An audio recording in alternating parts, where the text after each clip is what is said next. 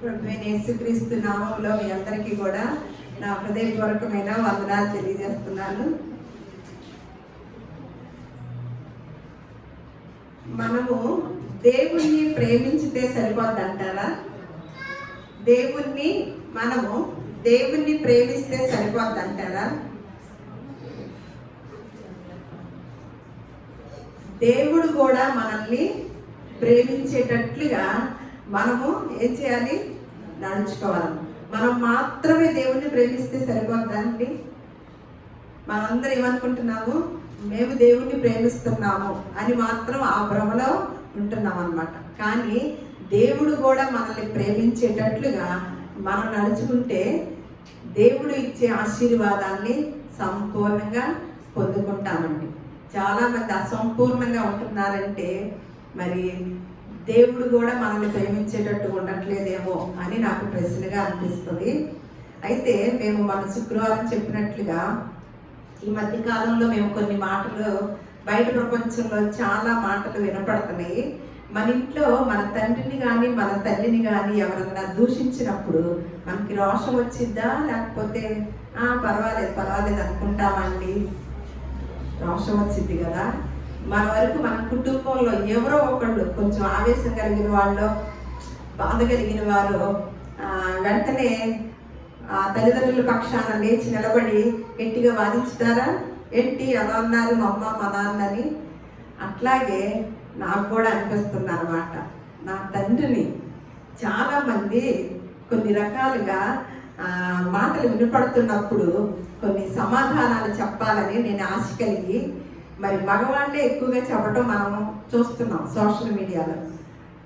నాకైతే బాగా ఆవేశంగా ఉందన్నమాట. దేవుడు అంటే పిచ్చి ఇష్టం, పరిశుద్ధ గ్రంథం అంటే మహా ఇష్టం అన్నమాట.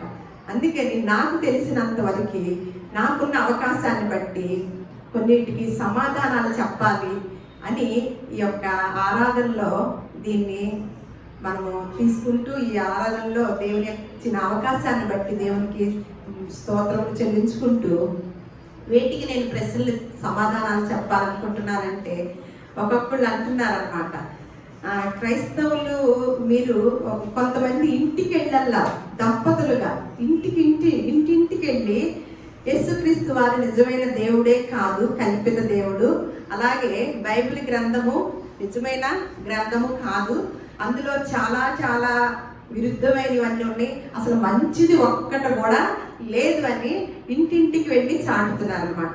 మనకి ఎప్పుడు ఒక మాట ఉంటుంది మన రాజ్యాంగంలో, పరమతాన్ని గౌరవించుతూ మన మతాన్ని చక్కగా చెప్పుకోవచ్చు. కానీ మనం వెళ్ళైనా సరే, ఎవరు వెళ్ళైనా సరే మన దేవుని గొప్పతనాన్ని, మనం సేవించే దేవుని గొప్పతనాన్ని చెప్పాలే కానీ మన దేవుని గొప్పతనం చెప్పేటప్పుడు ఇంకొక దేవుడు అనబడే వాళ్ళని కించపరచడానికి కూడా వీలు లేదు కదా. కానీ కొంతమంది కంకణం కట్టుకున్నట్లుగా యేసుక్రీస్తు అంటే ఎప్పుడు కూడా సత్యం ఎప్పుడు కూడా అందరికీ సహించలేని పరిస్థితిలో ఉంటుంది అనమాట. నిజాలు ఎప్పుడు కూడా సహించలేము కదా. అదే విధంగా బయట ప్రపంచంలో చాలా మంది దేవుని సన్నిధికి రావటము, యేసుక్రీస్తు వారిని నిజరక్షకుడిగా అంగీకరించడము చాలా మంది చూడలేక అనేక రకాలుగా వీటిని ఎలాగైనా సరే వీటిని మరింతగా దారి మళ్లించాలనే ఉద్దేశంతో ఎన్నో విషయాలు ఎవరి దగ్గరికి వెళ్ళి ఈ మాటలు చెప్తున్నారంటే, పాపం ఏమి చదువుకోని వాళ్ళ దగ్గరికి అసలు ప్రార్థనకి వెళ్తారు కానీ బైబిల్ ఎప్పుడు కూడా నేను ఎప్పుడు చెప్తా కదా, ప్రార్థనకి వెళ్తారే కానీ మందిరాలకు వెళ్తాం మనం వారాన్ని కేటాయించుకొని ఒక ఆచారంగా, కానీ బైబిల్లో ఏముందో తెలియదు, కొంచెం కూడా తెలియదని నేను అనుకుంటున్నాను. అసలు మామూలుగా చదువుకున్న వారికి శాంతం తెలియదు, ఇంకా చదువు రాని వారి దగ్గరికి వెళ్ళి వీళ్ళందరూ అనమాట ఎవరిని టార్గెట్ చేసి అదే ఒక సమాధానం చెప్పగలిగిన సత్తా కలిగిన వారి దగ్గరికి వెళితే ఏం చేస్తారు?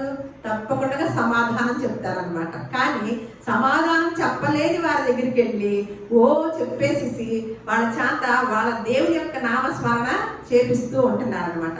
ఆ చేసే టైంలో ఒక ఆవిడ వాళ్ళ నామస్మరణ చేసినప్పుడు ఒక ఆయనంట జై హల్లెలూయా అన్నారంట. హల్లెలూయా అంటే ఏంటండి అన్నదంట. హల్లెలూయా అంటే హల్లెలూయే అని అన్నాడంట ఆయన. అంటే హల్లెలూయా అంటే హల్లెలూయేనా?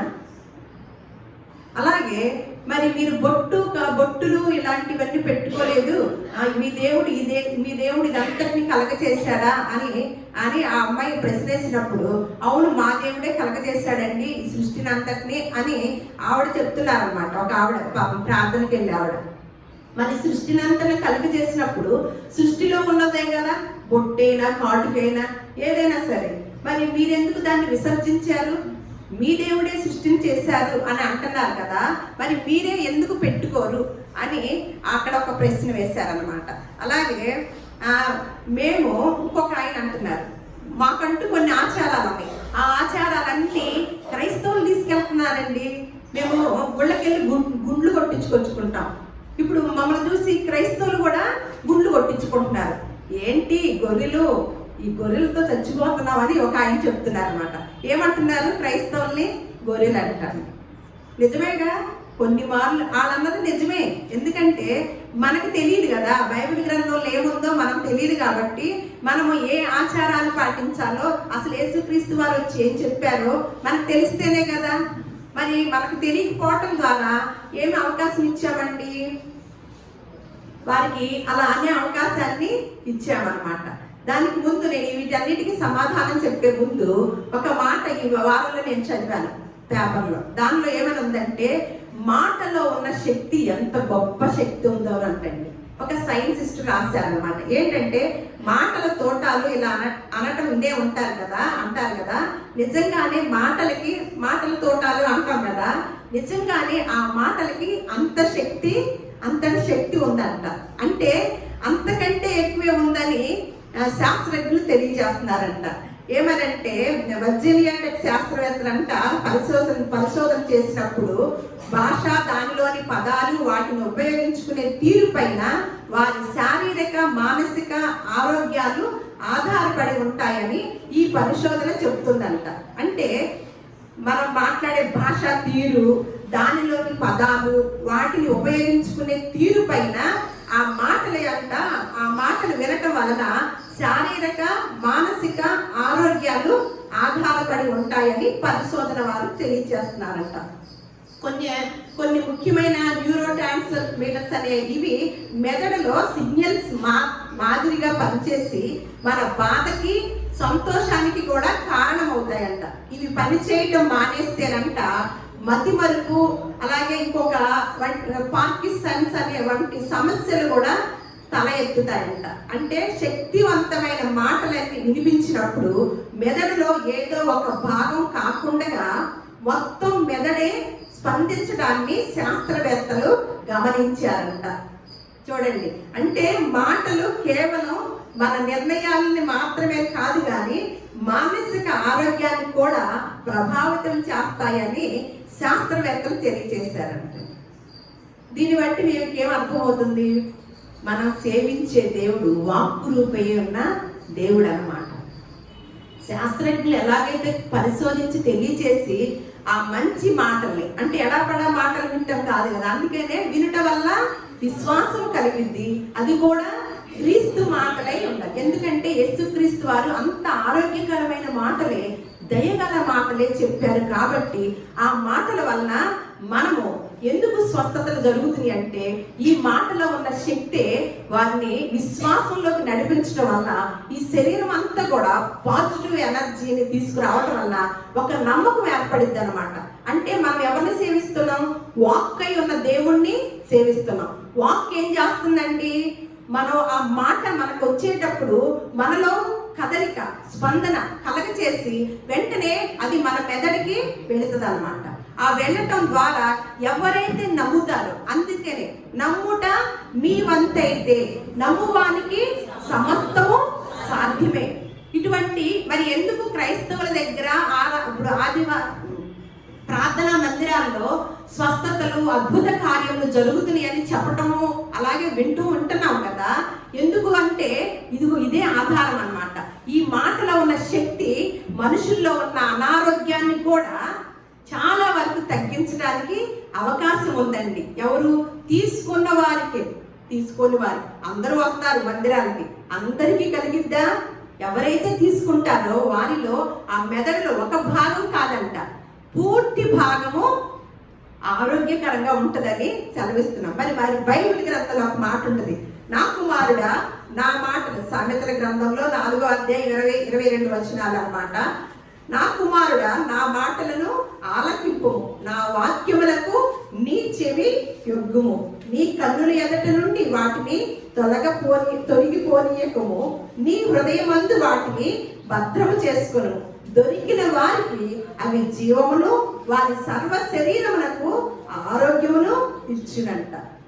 అలాగే మళ్ళా నిర్గమాకాండంలో ఒక మాట ఉంటుందండి, 15వ అధ్యాయం 26వ వచనంలో, మీ దేవుడైన యెహోవా మాటను శ్రద్ధగా విని ఆయన దృష్టికి న్యాయమైనది చేసి ఆయన ఆజ్ఞలకు విధేయులై ఆయన కట్టడలన్నిటినీ అనుసరించి నడిచిన ఎడల నేను ఐగుప్తీయులకు కలగచేసిన రోగములలో ఏదియో మీకు రానియ్యను, నిన్ను స్వస్థపరచు యెహోవాను నేనే అని దేవుడు సెలవిస్తున్నాడు. ఎందుకంటే ఏదంటండి, ఆయన మాటను కనుక దేవుడైన యెహోవా మాటను శ్రద్ధగా విని, నేను ముందే చెప్పాను, మనము దేవుణ్ణి ప్రేమించడం కాదు కానీ ఆయన మనల్ని ప్రేమించేటట్లుగా నడుచుకుంటే గనక ఏం కలిగిద్దంట, ఆ మాటను గనక శ్రద్ధగా వింటే మన ఐగుప్తు దేశంలో ఉన్న ఆ తెగుళ్ళనే కదా అవి, వాటిలో ఏవి కూడా మన దరిదాపులకి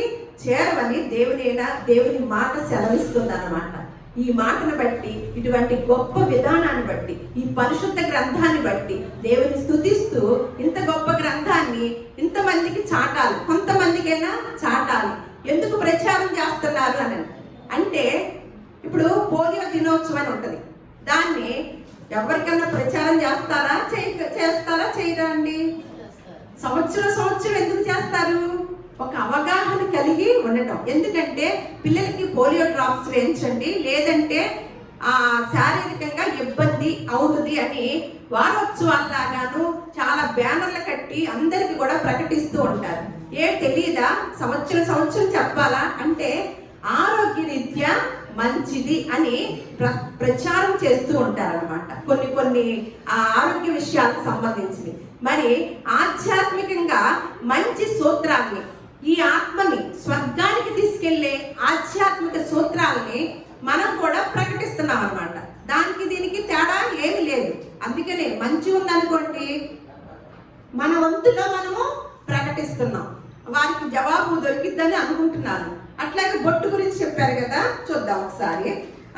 దానికి ముందుగా నేను ఒక మాట చెప్తున్నాను. ఎందుకంటే వీళ్ళు కూడా అనటానికి ఎందుకు కారణం అంటే, అనేక సంఘాల్లో నేను మన మధ్య ఒకరితో మాట్లాడుతుంటే, మా సంఘంలో తెల్ల చీరలే కట్టుకొని వెళ్ళాలండి అని అన్నారు ఆవిడ. సరే, రంగు చీరలు కట్టుకెళ్తే వెళ్ళనివరా అంటే కాదంట, ఆదివారం ఆరాధనకు మాత్రం తెల్ల చీరలు కట్ట. మరి వారం అంతా ఎలా ఉండాలి? రంగు చీరలు కట్టాలి. అంటే దేవుడు ఎక్కడున్నాడు? మనం ఎక్కడుంటే అక్కడేగా దేవుడు. ఆదివారం ఆరాధనకి వెళ్తే చాలా, అక్కడికి వెళ్తే తెల్లగా తెల్ల చీరలతో చక్కగా పరిశుద్ధుల్లాగా కనబడి తర్వాత వారం అంతా దెయ్యాల్లాగా ఉండాలా? కాదు కదా. అలా ఒక నియమం అనమాట. అలాగే కొంతమంది పెళ్లిళ్ళు చేసుకోరండి, పెళ్లిళ్ళు చేసుకోరని మొక్కుబడి చేసుకుంటారు అని తెలియజేశారు. అది ఏమన్నా బైబిల్ గ్రంథంలో రాసి ఉందా? మరి అనటానికి కూడా వారు ఎందుకంటారండి అంటారు కదా. మరి మీ మందిరానికి వస్తే టచ్ అని పడేస్తున్నారు, ఎగురుతారు, గంతులు వేస్తారు, దెయ్యాలు అంటారు, అదంటారు, ఇదంటారు అని చెప్తున్నారు అనమాట. వీరు చేసే పనులు బట్టే ఏం జరుగుతుందండి? అలాగే అంటారు కదా, మనం మంచిగా నడవలేదు అనుకోండి, పేర్లు పెట్టేవాళ్ళు 3 మంది ఉంటారు కదా. పరిశుద్ధ గ్రంథంలో ఏది రాశారో దాని ప్రకారం నడుస్తూ ఉంటే చాలు కదా. కానీ దానిలో లేనివి వీళ్ళు ప్రవర్తించడం ద్వారా దేవుని నామాన్ని ఏమి చేసిన వారు అవుతున్నాము? అవమానపరిచే వారుగా ఉంటున్నాము. అందుకనే పౌలు గారు ఫిలిప్పీ సంఘానికి రాస్తూ ఒక మాట మాట్లాడుతున్నారు చాలా బాధతో. ఈ పౌలు గారి గురించి కూడా మనం తర్వాత చూద్దాము. 3వ అధ్యాయము 17వ వచనము 18వ వచనము. సహోదరులారా, మీరు నన్ను పోలి నడుచుకొనుడి, మేము మీకు మాదిరి అయి ఉన్న ప్రకారము నడుచుకొని వారిని గురిపెట్టి చూడుడి. ఎందుకంటే అనేకులు క్రీస్తు శిలువకు శత్రువులుగా నడుచుకొనుచున్నారు, వీరిని గురించి మీతో అనేక పర్యాయములు చెప్పి ఇప్పుడును ఏడ్చుచూ చెప్పుచున్నాను. నాశనమే వారి అంతము, వారి కడుపే వారి దేవుడు. వారు తాము సిగ్గుపడవలసిన సంగతులు యందు అతిశయ పడుతున్నారు. క్రీస్తుకి సిలువకు శత్రువులు అనేకులుగా ఉన్నారంట. క్రీస్తు సిలువకు శత్రువులు ఎవరండి? మీకు సమాధానం తెలిస్తే చెప్పండి. క్రీస్తు సిలువకు శత్రువులు ఎవరు? నిదానం చెప్తున్నారు. బైబిల్ గ్రంథం ఎవరు చదువుతారు? మనమే చదువుతాం కదా. పౌలు గారు ఏమంటున్నారు? మమ్మల్ని చూసి నడుచుకోండి అని. అనేకులు క్రీస్తు సిలువకు శత్రువులుగా నడుచుకోరు. వీరిని గూర్చి మీతో చాలా సార్లు చెప్పాను, అయినా ఇప్పుడు కూడా ఎలా చెప్తున్నాడంట? ఏడ్చుచూ చెప్పుచున్నాడు. అంటే ఆ దినాల్లోనే పాపం ఆయనకి ఏడుపు వచ్చి అంత బాధ కలిగిందనమాట. నాకు కూడా అండి చాలా కోపము బాధ వస్తుందండి కొన్ని విషయాలు చూస్తున్నప్పుడు. కొంతమంది లగ్జరీ, ఒక ఆవిడ అంటుందన్నమాట, మీ పాస్టర్ గారు సైకిల్ మీద వస్తారు, బెంచ్ కారులో తిరుగుతారు. ఎక్కడి నుంచి వచ్చినాయి ఆ డబ్బులు? 50,000 రూపాయలు కోట్లు వేసుకుంటారు. ఎక్కడి నుంచి వస్తున్నాయి? వివాహాలు చేస్తే ఎంత ఆర్భాటంగా చేస్తున్నారు. అంటే వచ్చిన విశ్వాసులకి ఏం మెసేజ్ ఇస్తున్నారు? వచ్చిన యవ్వనస్తులు ఎలా పెళ్లి చేసుకోవాలని ఇస్తున్నారు? పేదవాళ్ళు ఉంటారు, ఎలాంటి కోరిక కలిగిద్ది? ఆ పాస్టమ్ గారు వాళ్ళు చేసే పనులే వాళ్ళు కూడా. ఈయన ఏమంటున్నారు పౌలు గారు? మీరు నన్ను పోలి నడుచుకొనండి, మేము మీకు మాదిరి ఉన్న ప్రకారము నడుచుకొని వారిని గురిపెట్టి చూడండి. ఎవరైతే చెప్తూ ఉంటారో వారినే కదా అనుసరించడానికి ప్రయత్నం చేస్తారు. ఇలా మరి వాళ్ళందరికీ కూడా అవకాశం ఇచ్చిన వారు అవుతున్నాం అన్నమాట. దీనికి కొన్ని సమాధానాలు బైబిల్ గ్రంథాల నుంచి నేను చూపిస్తాను. బొట్టు గురించి చూద్దాము. బొట్టు గురించి ఎక్కడ ఏమీ లేదు, కానీ తగు మాత్రము అలంకరించుకోండి. మీకున్న దానిలో మనకి తిమోతికి రాసిన పత్రిక, పేతురు రాసిన పత్రిక వీటిలో ఉంటుంది, మీరు తీయక్కర్లేదు. తగు మాత్రమే అలంకరించుకోండి అని చెప్పి, వీటితో పాటు మీరు అలంకరణకే ప్రాధాన్యత కాదు, కానీ ఈ స్త్రీలైన వాళ్ళారా వీటితో పాటు మీకు సాధువైనట్టు, మృదువైనట్టు అలంకారంగా మీ యొక్క స్వభావాన్ని, సున్నితమైన స్వభావమును, అలాగే స్వస్థత బుద్ధి కలిగిన వారుగాను మీరు చాలా స్త్రీలకు తగినట్లుగానే. స్త్రీలకు ఎటువంటి స్వభావం ఉందంటారు? చాలా సున్నితమైన స్వభావం, ఇట్టే ప్రేమించే మనసు, ఇలా కరిగిపోయే మనసు అంతా కూడా స్త్రీలకు ఉంటుంది కదా. వీటితో పాటు వాటిని కూడా అలంకరించుకోండి, జాగ్రత్తగా ఉండండి అని తెలియజేశారనమాట. అంతేకాని మనుషుడు చేసే పై రూపాన్ని దేవుడు లక్ష్య పెట్టడని చాలా చోట్ల రాసి ఉందన్నమాట. అలాంటప్పుడు మనకి బొట్టు గురించి పర్టికులర్గా ఎక్కడ రాసి లేదండి. మనం భారతదేశంలో ఉంటున్నాము, భారతదేశ సాంప్రదాయాన్ని మనం ఎప్పుడు కూడా గౌరవించుతూనే అన్ని విషయాల్లో ఉంటున్నాం అన్నమాట. అలాగే బొట్టు గురించి ఒక్క మాట ఏమి లేదు, కానీ లేవి కాండము 19వ అధ్యాయం 28వ వచనంలో అక్కడ వేరే దాని గురించి రాస్తుంది. పచ్చబొట్లు మీ దేహమునకు పొడుచుకొనకూడదు అని ఉందన్నమాట. అంటే పచ్చబొట్లు గురించి ఉంది, కానీ మనం పెట్టుకునే బొట్టు గురించి ఉండదు. పచ్చబొట్టు గురించి ఆ మధ్య నేను ఒక మాట చెప్పాను, ఒక వీడియోలో ఉంటుంది. పచ్చబొట్టు గురించి ఆ టాటూస్ అని ఇప్పుడు వచ్చినాయి అనమాట. ఇదివరకు వెనకటి కాలంలో పచ్చబొట్లు వేయించుకునేవారు. ఆ సూదులతో గుచ్చి రకరకాల బొమ్మలు వేయించుకోవటం అలవాటు అయింది కదా. ఇప్పుడు టాటూస్లు కూడా వేయించుకుంటారు. దానివల్ల చాలా అనారోగ్యం వస్తుంది, వేరే వాళ్ళది వెంటనే వచ్చే అవకాశం కూడా ఉంటుంది. కాబట్టి దాన్ని మీరు ఎక్కువగా వేయకూడదు అని నిషేధించారు కొంతమంది పరిశోధకులు. దాని గురించి కూడా మనకి ఎప్పుడో బైబిల్ గ్రంథంలో మీరు పచ్చబొట్లు మీ దేహానికి పొడుచుకొనకూడదు అని ఒక కరాఖండిగా చెప్పడం జరిగింది అనమాట. అలాగే ఒక ఆయన అంటున్నారు ఏమనంటే, ఈ గొర్రెలు ఏం చేస్తారంటే, ఈ క్రైస్తవులైన గొర్రెలు భూమిని ఏమంటున్నారు తెలుసా అండి? భూమి బల్లపరుపుగా ఉంది అని ఈ గొర్రెలు తెలియజేస్తుంది అని ఒక ఆయన అంటున్నారు అనమాట. ఏం తెలుసని? బైబిల్ గ్రంథంలో ఏ మాట ఉందని ఆయన మాట్లాడే మాట ఏం మాట్లాడుతున్నాడండి? క్రీస్తుకు పూర్వమే 1000 సంవత్సరాల క్రితము భూమి ఎలా ఉందో తెలియజేసిన గ్రంథం ఏదన్నా ఉందంటే అది ఒక పరిశుద్ధ గ్రంథమేనండి. యోబు గ్రంథంలో క్రీస్తుకు పూర్వం 1000 సంవత్సరాల క్రితము యోబు గ్రంథంలో 37వ అధ్యాయం 12వ వచనంలో ఆయన వలన నడిపింపబడినవై నరులకు నివాస యోగ్యమైన భూగోళము మీద అని ఉంటది అనమాట. అంటే భూమి ఎలా ఉంటుందని తెలియజేసింది బైబిల్ గ్రంథం అండి. గోళాకారంగా అది కొంతమంది బల్లపరుపుగా ఉందని కొన్ని సంవత్సరాల పాటు కొనసాగిందన్నమాట. ఒక శాస్త్రవేత్త చెప్పిన మాట ప్రకారం. అలాగే తర్వాత కాదు భూమి గోళాకారంగాను గుండ్రంగా ఉందని ఇంకొక శాస్త్రవేత్త తెలియజేసినప్పుడు ఈ రెండింటిని కూడా ఈ యొక్క మానవులు నమ్మటం జరిగింది, జనులందరూ కూడా, ఈ మనుషులందరూ కూడా. కానీ నిజం ఎక్కడ ఉందంటే పరిశుద్ధ గ్రంథం. అది ఏనాడో రాసి ఉంది, దాని దగ్గరికి వచ్చారంటే రాలేదు. సరిగదా? ఆయన ఏమంటున్నాడు, పరిశుద్ధ గ్రంథం తెలిస్తే మాట్లాడాలి, తెలియకపోతే ఆ టాపిక్ మాట్లాడకూడదు. భూమి బల్లపరుపుగా ఉందని ఏ క్రైస్తవుడు చెప్పరు. ఏదైనా తెలిసింది ఉందంటే అది ఒక క్రైస్తవుడికే తెలిసి ఉంటది అనమాట. భూమి గోళాకారంలో ఉంటదని. అలాగే మనకి హల్లెలూయా గురించి ఒక చోట ఉంటది అనమాట. బైబిల్ గ్రంథం అంతా కూడా మన వాళ్ళు బాగా అరుస్తూ ఉంటారు. కొంతమంది ఎవరో ప్రార్థన పెట్టారంట, వారు ఒక సంస్థకు చెందిన వారంట. ఆ బిల్డింగ్ లో ప్రార్థన పెడితే అరుపులకి కేకలకి ఇంకొకసారి మేము ఇంట్లో పెడితే ఊరుకో అన్నారంట. అంటే ఎవరి ద్వారా జరుగుతుందండి అరుపులు కేకలు గంతులు వేయమన్నాడా మన దేవుడు? అల్లరికి కర్త కాడు, సమాధానానికే కర్త అయి ఉన్న దేవుడు అనమాట. హల్లెలూయా గురించి ఒక్క చోటే ఉంటదండి. మనం అన్ని మార్లు కూడా హల్లెలూయా అనేది మనకి ఒక పదముగా, అలవాటైన పదముగా వస్తుంది దైవ సేవకుల దగ్గర, మనుషుల దగ్గర, అందరి దగ్గర కూడా. దాని గురించి మీరు ఎప్పుడైనా వివరణ తెలుసుకోగలిగారా? తెలుసుకున్న వారు ఉంటే చేతులు ఎత్తండి. హల్లెలూయా అని ఒక ఆవిడ ప్రశ్నిస్తే ఒక ఆయన హల్లెలూయానండి అన్నాడు. అయితే మనం వివరణ తెలుసుకుందాం. మీకు తెలిస్తే చేయెత్తండి. అదే తెలిస్తే చేతులు ఎత్తమన్నాను. హల్లెలూయా గురించి వివరణ ఎవరికి తెలుసు? ఒకళ్ళిద్దరు, ముగ్గురు, నలుగురా, ఐదుగురా? తెలుసా భర్త నీకు? ఒకసారి ప్రకటన గ్రంథం తీయండి, 19వ అధ్యాయము 1వ వచనం. ఆ తెలుసుకున్నది కూడా ఎలా తెలుసుకున్నారో చూద్దాం. ఇక్కడ చూస్తే మీకు అర్థమైంది. మీకు తెలుసుకున్నది ఎంత ఉందో అర్థమవుతుంది అనమాట. ప్రకటన గ్రంథం 19వ అధ్యాయము 1వ వచనం. అటు తర్వాత బహుజనుల శబ్దము వంటి గొప్ప స్వరము పరలోకమందు ఇలాగ చెప్పగా వింటిని, ప్రభువుని స్తుతించుడి, రక్షణ, మహిమ, ప్రభావములు మన దేవునికే చెల్లును అని ఉంది. స్తుతించుడి అన్న చోట ఏమనేసిందండి? 2. తర్వాత కింద ఏముంది? హల్లెలూయా. హల్లెలూయా ఏముంది? మనం దీర్ఘాలు ఎందుకు తెస్తాము? అది కూడా నేను తర్వాత చెప్తాను. హల్లెలూయా అని ఒక్కొక్కరు ఎలా అరుస్తారండి?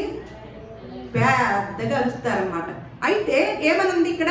ప్రభువుని స్తుతించుడి, అది మన తెలుగులో ఉంది. తర్వాత గ్రీకు భాష, ఎబ్రీ భాష మరది హల్లెలూయా అని ఉంది. అంటే నేను హల్లెలూయా అంటాను, హల్లెలూయా అంటాను. మీరేమనాలి?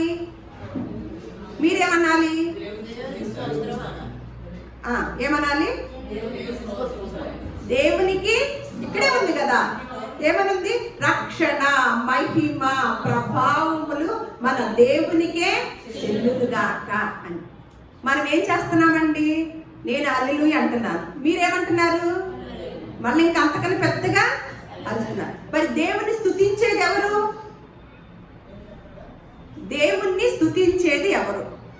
హల్లెలూయా అంటే అర్థం ఏంటి? ప్రభువుని స్తుతించండి అని కదా.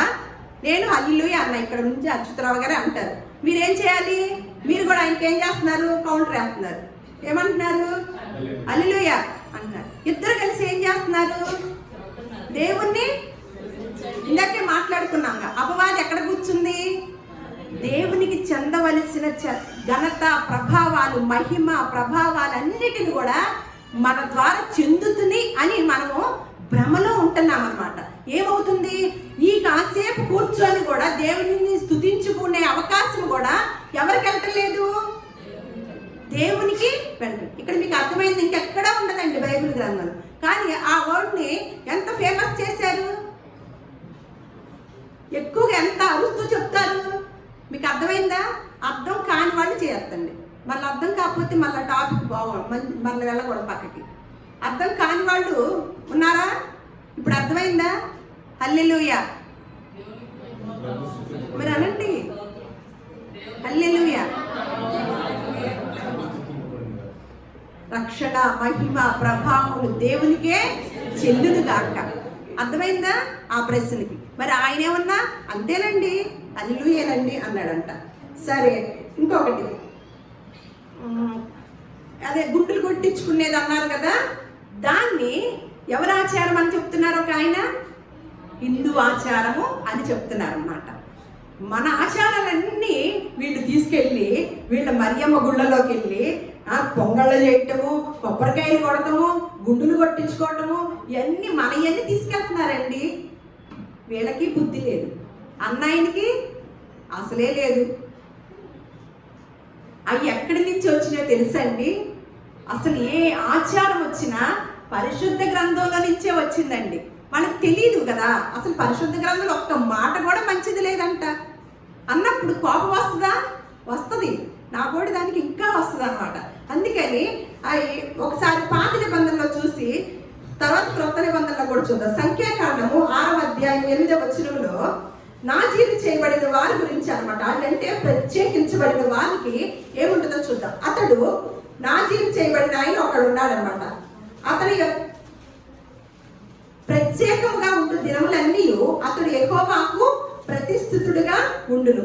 ఒకడు అతని యొక్క హఠాత్తుగా చనిపోవటం వలన ప్రత్యేకంగా ఉండేవాని తల అపవిత్రపరచబడిన ఎడల అతడు పరపబడు దినమున అనగా 7వ దినమున తన తల గొరిగించుకోవలను.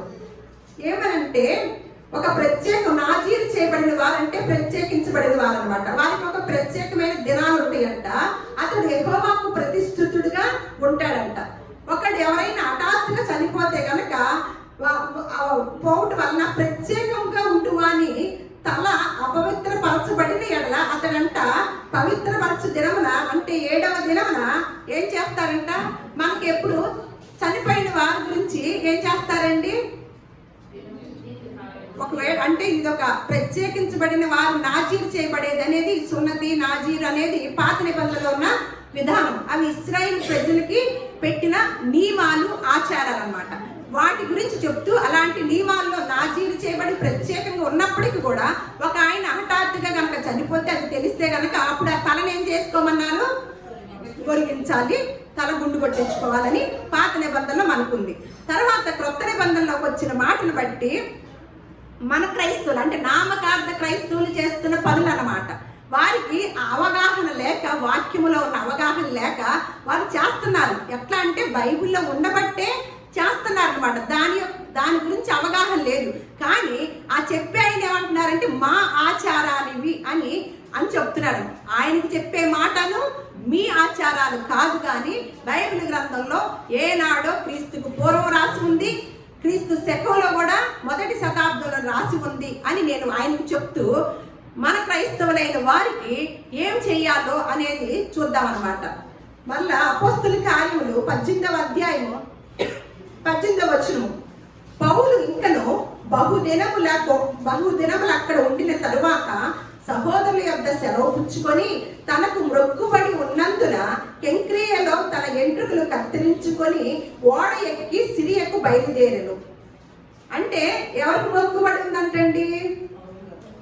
ఇవి చూసి క్రైస్తవులు మరియమ్మ కొండకెళ్ళి ఇలా తలనీలాలు ఇస్తాం ఒకటి అలవాటు చేసుకున్నారు. అలాగే ఇంకెన్ని చోట్ల ఉన్నాయి అన్నమాట. అవన్నీ కూడా అలవాటు చేసుకున్నారు అన్నమాట. ఏమనుంది?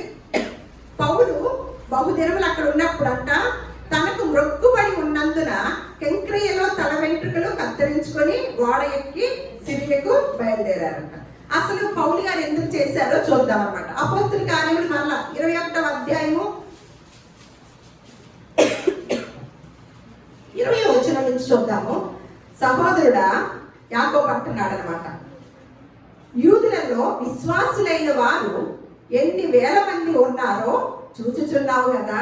పౌలు గారితో యాకోబు మాట్లాడుతున్నాడు అనమాట. ఇక్కడ పౌలు గారితో యాకోబు మాట్లాడుతూ ఏమంట, యూదులలో విశ్వాసులైన వారు ఎన్ని వేల మంది ఉన్నారో చూచుచున్నావు కదా. అంటే అనేక మంది, వేల మందిలో దేవుని నమ్మిన వాళ్ళు ఎవరి నుంచో ఎందులో నుంచి వస్తున్నారంట? యూదులలో నుంచి అనేక వేల మంది దేవుని యందు నమ్మకం ఉంచుతున్నారంట పౌలు ఉన్న కాలంలో అని యాకోబు గుర్తు చేస్తూ, ఎన్ని వేల మంది ఉన్నారో చూచుచున్నావు కదా. వారందరూ ధర్మశాస్త్రమందు ఆసక్తి గలవారు. అన్ని జనులలో ఉన్న యూదులు తమ పిల్లలకు సున్నతి చేయకూడదనియు మన ఆచారములు చొప్పున నడవకూడదనియు నీవు చెప్పుట వలన వారందరూ మోషేను విడిచిపెట్టవలనని నీవు బోధించుచున్నట్లు వీరు నిన్ను గూర్చి వర్తమానం విని ఉన్నారు. కావున మనం ఏమి చేయడము? ఏం చెప్తున్నాడంట పౌలు గారు? ఇశ్రాయేలుకి ఇచ్చిన ఆచారాలు, ఆజ్ఞలు, నిబంధనలు ఉన్నాయి కదా, వాటిలో నుంచి వచ్చిన వారు కదా యూదులు, వచ్చి కొత్తగా దేవుణ్ణి తెలుసుకుంటున్నారు అన్నమాట. క్రైస్తవులుగా అవుతున్నారు, విశ్వాసులుగా అవుతున్నప్పుడు ఈయన కొన్ని నియమాలు చెప్తున్నాడు. మీరు సున్నతి చేయించుకోక్కర్లేదు, మళ్ళా ఆచారాల్లోకి వెళ్ళక్కర్లేదు అని తెలియజేస్తున్నప్పుడు పౌలు గారు అప్పుడు యాకోబు అనేక మంది వెనక్కి తగ్గే అవకాశం ఉంది, అసలు మోషేనే లేడు అనుకుంటున్నారు, ఈ ధర్మశాస్త్రమే ఇది లేదు, ఇలాంటి బోధ చేస్తున్నాడు అని వేల మంది నమ్ముకుంటున్న వారు కూడా వెనక్కి తగ్గే అవకాశం కనపడుతుంది అని పౌలు గారికి చెప్తున్నారనమాట. అంటే కొన్ని నియమాలు చెప్తుంటే మనకు కూడా అంతే కదా, మనం కూడా అన్ని జాతుల్లో నుంచి వచ్చిన వారం కదా, కొన్నిటిని మనం సర్దుకోవాలంటే ఎంత టైం పట్టిద్దండి? మనం కొన్ని అలవాట్ల నుంచి వచ్చిన వారం అనుకోండి, కొత్తగా యేసుక్రీస్తు వాళ్ళు నమ్ముకున్నప్పుడు మనకు పాత స్వభావాలు పోవాలంటే టైం పట్టిద్దా? పాత ఆచారాలు పోవాలంటే టైం పట్టిద్ది అనమాట. అలాగే కానీ వేల మంది నమ్ముతున్నారు, ఏం చేయాలి వీళ్ళని? మరి అదిగాక సర్వసత్యము రాని సమయం అనమాట. ఆ సమయంలో పౌలు గారు వచ్చిన సమయంలో ఇంకా సత్యము, అక్కడ సర్వసత్యము రాలేదనమాట. అంటే వాక్యము పూర్తి అవ్వలేదు కాబట్టి వేల మందిలో యూదులు నమ్ముకుంటున్నారు కాబట్టి వారు వెనకడుగు వేసేటట్లుగా ఉన్నారు. నువ్వు ఇంత తొందరగా ఈ ఆచారాల గురించి మానేసి ఈ గుండ్లు కొట్టించుకోవద్దు, సున్నతి చేయించుకోవద్దు, ఇది చేయొద్దు, అది చేయొద్దు అని చెప్తే వారు వెనకడుగు వేసేటట్లుగా ఉన్నారని పౌలు గారితో యాకోబు చెప్తున్నారు అనమాట. చెప్తున్నప్పుడు కావున మనం ఏమి చేయదుమని యాకోబు అంటుంటే, నీవు వచ్చిన సంగతి వారు తప్పక విందురు కాబట్టి మేము నీకు చెప్పినట్టు చేయము అని యాకోబు చెప్తున్నాడు పౌలు గారు. ఏమని అంటున్నారంటే మళ్ళీ 23వ వచనంలో, మొక్కుబడి ఉన్న 4 మనుషులు మా యొద్ద ఉన్నారు, నీవు వారిని వెంట పెట్టుకొని పోయి వారితో కూడా శుద్ధి చేసుకొని వారు తలక్షారం చేయించుకొనుటకు వారికి ఇయ్యడి ఖర్చు పెట్టుకోను. అంటే దానికి ఒక మాట ఉంటుంది, అది ఖర్చు అనమాట. అప్పుడు నిన్ను గూర్చి తాము వినిన వర్తమానము నిజము కాదనియు నీవును ధర్మశాస్త్రమును గైకొని యథావిధిగా నడుచుకొనుచున్నావనియు తెలుసుకొందురు అని అర్థమైంది. మీకు అర్థమైంది ఇక్కడ రాసింది? అంటే వేల మంది దేవుని నమ్ముకుంటున్నారు యూదుల్లో నుంచి వచ్చి, వారిని వాళ్ళకున్న మొక్కుబడులు చెల్లించుకోవద్దు అనేసరికి వారు కాస్త వెనకడుగు వేసేటట్లుగా ఉన్నారు. వారికి అప్పటికి సర్వసత్యం అనేది తెలియలేదన్నమాట, అప్పటికి రాలేదు. అలాగే పరిశుద్ధ గ్రంథం కూడా పూర్తి చేయబడలేదు. కాబట్టి ఏం చెప్తున్నాడంటే యాకోబు, మళ్ళీ వాళ్ళనే యథావిధిగా చేసుకోవడానికి అవకాశం ఇవ్వండి అని చెప్తూ ఇక్కడ చూద్దాం. అప్పటికి సర్వసత్యం వాళ్ళకి తెలియదు కాబట్టి ధర్మశాస్త్ర పద్ధతి ఇశ్రాయేలుకి ఇచ్చిన ఆచారం అన్నమాట. అప్పటికి పౌలు గారు కూడా ఎలా ఉన్నారు? ధర్మశాస్త్ర పద్ధతిలోనే ఉన్నారు, ఎందుకంటే సర్వసత్యం అప్పటికి పూర్తి చేయబడలేదు కనుక. ఇలా చెప్తూ ఒక మాట ఉంటుందండి. అందుకని ఏం చేస్తున్నాడంటే పౌలు గారు 1 కొరింథీయులకు రాసిన పత్రిక మనకు వివరిస్తున్నారనమాట. అక్కడ జరిగిన సంఘటనని, ఆయన అక్కడ ఆచరించిన విధానాన్ని ఎందుకు ఆచరించానో ఇక్కడ చెప్తున్నాడు. 9వ అధ్యాయం 1 కొరింథీయులకు రాసిన పత్రిక 9వ అధ్యాయము 19వ వచనం నుంచి 22వ వచనం వరకు. నేను అందరి విషయము స్వతంత్రుడనై ఉన్నను ఎక్కువ మందిని సంపాదించుకొనుటకై అందరికి నన్ను నేనే దాసునిగా చేసుకుంటుని, యూదులను సంపాదించుకొనుటకు యూదులకు యూదుని వలె ఉంటిని, ధర్మశాస్త్రమునకు లోబడిన వారిని సంపాదించుకొనుటకు నేను ధర్మశాస్త్రమునకు లోబడిన వాడను కాకపోయినను ధర్మశాస్త్రమునకు లోబడిన వాని వలె ఉంటిని. దేవుని విషయమై ధర్మశాస్త్రము లేని వాడను కాను గాని క్రీస్తు విషయమై ధర్మశాస్త్రమునకు లోబడిన వాడు. అయినను ధర్మశాస్త్రము లేని వారిని సంపాదించుకొనుటకు ధర్మశాస్త్రము లేని వారికి ధర్మశాస్త్రము లేని వారి వలె ఉంటిని, బలహీనులను సంపాదించుకొనుటకు బలహీనులకు బలహీనుడనై అయితిని, ఏ విధము చేతనైనను కొందరిని రక్షింపవలనని అందరికీ అన్ని విధముల వాడనై ఉన్నాను. ఏమని చెప్తున్నారంటే ఇప్పుడు మనకేం తను ఎందుకు చేశాడో చెప్పాడు కదా, ఇప్పుడు మనకేం చెప్తున్నారో వివరంగా రోమా పత్రిక 9వ అధ్యాయం 4వ వచనంలో ఒక మాట ఉంటుంది. వీరు ఇశ్రాయేలీయులు దత్తపుత్రత్వమును, మహిమయు, నిబంధనలను, ధర్మశాస్త్ర ప్రధానమును, అర్చనాచారాదులను, వాగ్దానములను ఎవరివి? వీరివి. ఇవన్నీ ఎవరివంటండి? ఇశ్రాయేలీయులు దత్తపుత్రత్వమును, మహిమయు, నిబంధనలను, ధర్మశాస్త్ర ప్రధానమును, అర్చనాచారాదులను, వాగ్దానములను వీరివి. పితరులు వీరివారు, శరీరమును బట్టి క్రీస్తు వీరిలో పుట్టెను. అంటే ఆచారాలు, గుండు కొట్టించుకోవటాలు ఇవన్నీ ఎవరు అంటండి? ఇశ్రాయేలు ప్రజలు. ఇశ్రాయేలు ప్రజలు దేవుని తెలుసుకునే సమయానికి పరిశుద్ధ గ్రంథము పూర్తి చేయబడలేదు కాబట్టి ఆ దినాల్లో గుండు కొట్టించుకునే మొక్కుబడిని అలా కొనసాగించి పౌలు గారు నేను వారిని ఎలాగైనా దేవుని సన్నిధికి నడిపించడానికి అలా ఉన్నాను, అలా తెలియచేశాను అని మనం చూసాం, విన్నాము. కానీ ఇప్పుడు గుండు కొట్టించుకుంటేనే సరిపోద్దా అండి? ఇప్పుడున్న క్రైస్తవులు తలనీలాలు ఇస్తే సరిపోద్దా? తలనీలాలు ఇచ్చాక ఇంకొకసారి జీవితంలో మీకు తలనీలాలు రావంటే ఇస్తామండి? ఒకసారి ఇచ్చాక మీకు జీవితంలో రావు, మీరు మొక్కుబడి చేసుకొని ఇచ్చారు కదా, జీవితంలో మీకు రావంటే ఇస్తారా? అంత ప్రేమ ఉంది కదా. కానీ ఇప్పుడున్న క్రైస్తవులకి ఆ ఒక్కటి చేస్తే సరిపోద్దంటే అవన్నీ చేయమని చెప్పాడా? ఇప్పుడున్న క్రైస్తవులకి ఏం చెప్పాడండి? మళ్ళా చూద్దాం. రోమపత్రిక 12వ అధ్యాయము 1వ వచనం ఒకటి చూద్దాం. కాబట్టి సహోదరులారా, పరిశుద్ధమును దేవునికి అనుకూలమునైన సజీవ యాగముగా మీ శరీరములను ఆయనకు సమర్పించండి. తలనీలాల వరకు మొత్తమా? ఇప్పుడున్న క్రైస్తవులకి ఏం అర్పించాలి? బ్రతికి ఉండగానే సజీవ యాగముగా ఏం అప్పచెప్పాలి? మీ శరీరములను ఆయనకి సమర్పించండి. తలనీలాలా కాదు. కానీ ఎంతమంది క్రైస్తవులు వెళ్ళి తలనీలాలు కొంతమంది ఇస్తున్నారా? చాలా చాలా చేస్తున్నారా? అంటే బైబిల్ గ్రంథం చదవక ఎవరి ద్వారా అనేకులు క్రీస్తు శిలువకి శత్రువులై కూర్చున్నారండి. చాలా మంది శత్రువులై కూర్చున్నారండి. బయట శత్రువులు ఎవ్వరూ చెప్పరు, ఏముండదు వాళ్ళ ద్వారా, వాళ్ళకేం తెలియదు కాబట్టి వాళ్ళ శత్రువులు ఎవరు?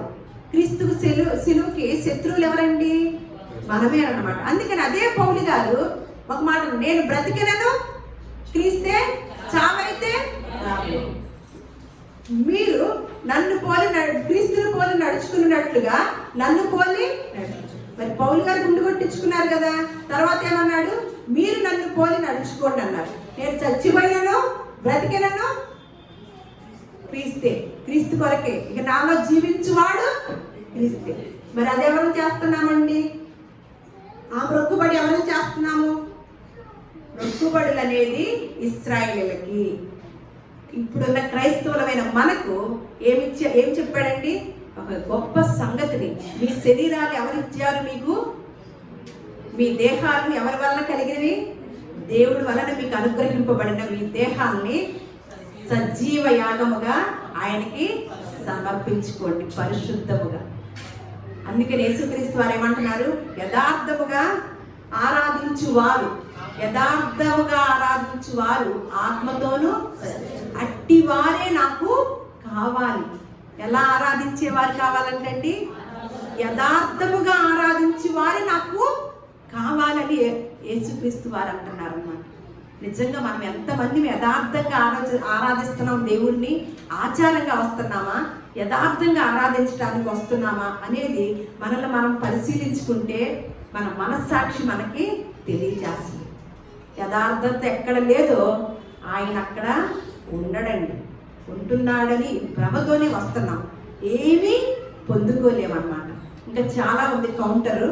వచ్చే వారంలో కూడా మనం కొన్ని ప్రశ్నలు ఉన్నాయి, ఇవి సింపుల్వే మీకు సమాధానం చెప్పాను. ఈ వీడియో ఎవరైతే వింటారో ఎవరైతే అన్నారో ఈ మాటలన్నీ కూడా వారి దగ్గరికి చేరాలని మనం ప్రార్థన చేద్దాము. మళ్ళీ వచ్చే వారం కూడా కొన్ని ప్రశ్నలకు సమాధానాల్ని పరిశుద్ధ గ్రంథంలో నుంచి చూద్దాము. దేవుడు మిమ్మల్ని అందరినీ కూడా దీవించునుగాక. మరంతగా మీ కుటుంబాన్ని, మీ ఈ బిడ్డలను కూడా ఆశీర్వదించి వర్ధిల్ల చేయనుగాక. మనందరం కూడా యథార్థముగా ఆరాధించే వారముగాను క్రీస్తు నామానికి ఎక్కడ కూడా అవమానము తేకుండా మన వంతులో మనము కృషి చేద్దాము, నడుద్దాము, అనేక మందిని నడిపించుదాం. దేవుడు మిమ్మల్ని దీవించునుగాక.